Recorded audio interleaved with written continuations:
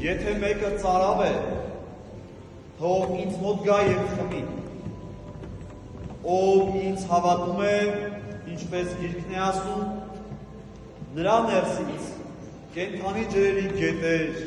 պիտի բխեն։ Սիրելի հավատացյալներ, մեր Տերը ահա այս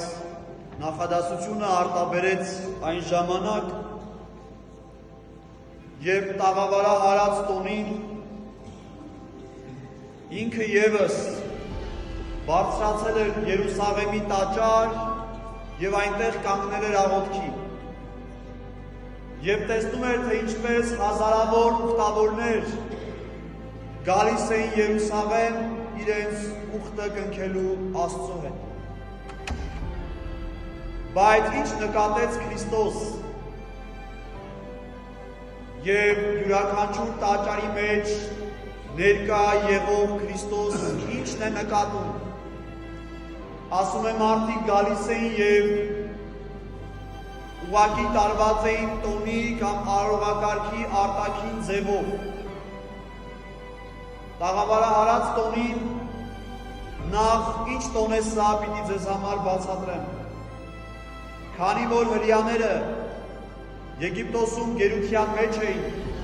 Մովսեսի միջոցով երբ որ դուրս եկան, ազատագրվեցին և գնացին դեպի անապատ, ահա որոշ ժամանակ անց ջրի պակաս զգացվեց և մարդիկ ծարավելով տրտնջացին, դիմեցին Մովսեսին և ասացին գնա, քո Աստծուն ասա, թող մեզ ջուր տա, ինչը մեզ Եգիպտոսից հանել եք, բերեք այս անապատ, որ ծարավից սպանեք, գնա և քո Աստծուն ասա, թող մեզ ջուր տա խմելու։ Եվ ահա Մովսեսը գնաց կանգնեց Աստծո առաջ և իր ժողովրդի բողոքը հայտնեց նրան։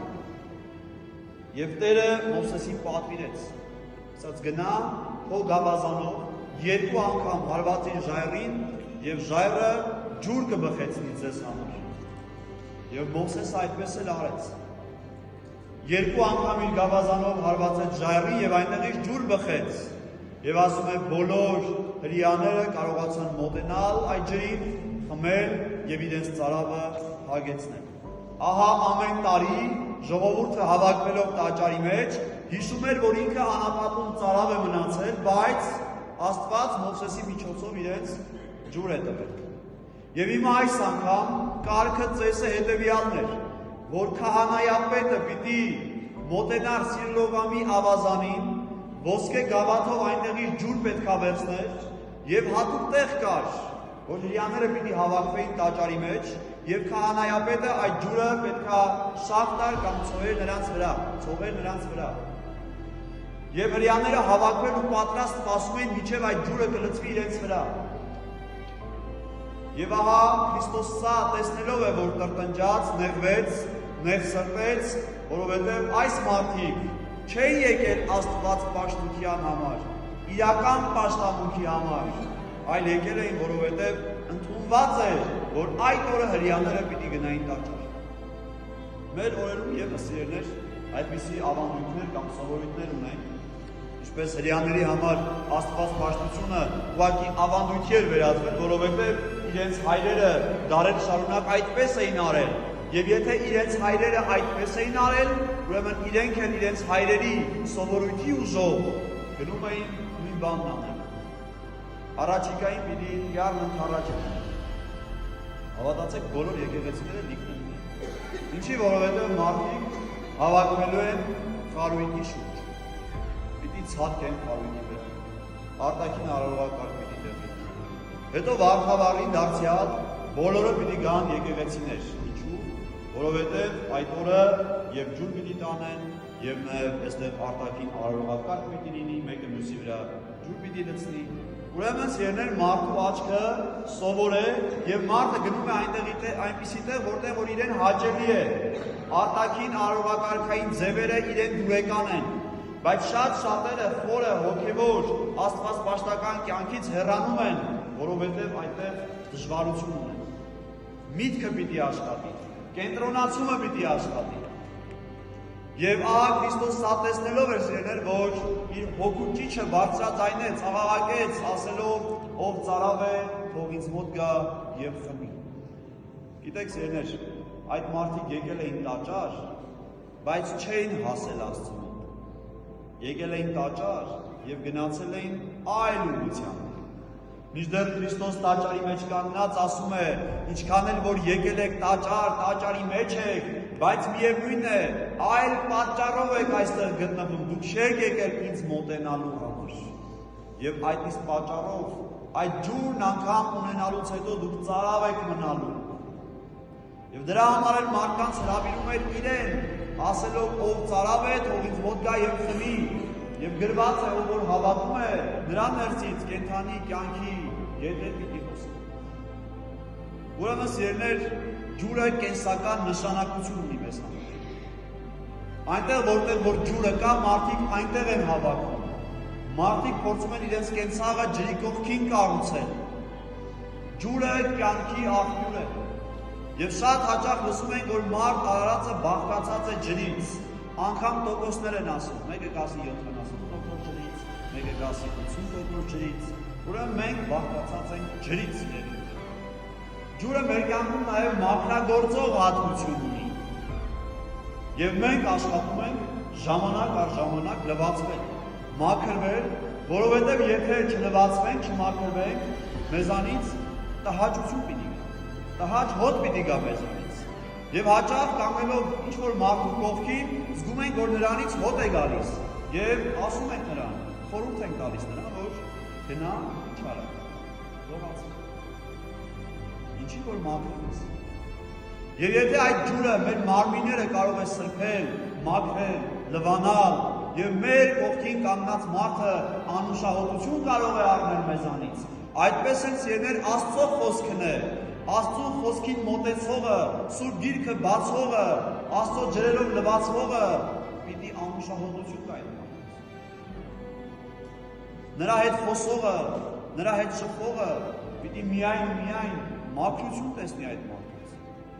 Հաճախ մենք հանդիպել ենք նաև ճահճացած ջրերի։ Այդ ջրերը այնքան են մնացել նույն տեղում, որևէ շարժ չի եղել, որ այդ ջրերը նեխել են, վերածվել են ճահիճների։ Եվ կարիքը կար, որ այդ ջուրը թարմացվեր։ Այդպես էլ մեղավոր մարդն է սիրելիներ, երբ որ մեղքը գալիս է մեր կյանք, եւ մենք Աստվածաշունչը չենք բացում, Քրիստոսի կենարար ջրերով, մեր ներաշխարը չենք թարմացնում, մեր ներսի ջրերը, մեր մտածումները չենք նորոգում, մենք սկսում ենք ճահճանալ։ Մեր մտքերից, մեր գաղափարներից այլևս մեզ այդ շփողների համար տհաճություն եւ գարշահոտություն է գալիս։ Այո, մենք հանդիպել ենք այնպիսի մարդկանց, ովքեր որ ամիսներ շարունակ չեն լողացել։ Եվ մենք մեր քիթ ուղարկի փակելով ինչ ենք անում, անցնում ենք այդ մարդկանց կողքից, կամ փախնում ենք նրանց կողքից,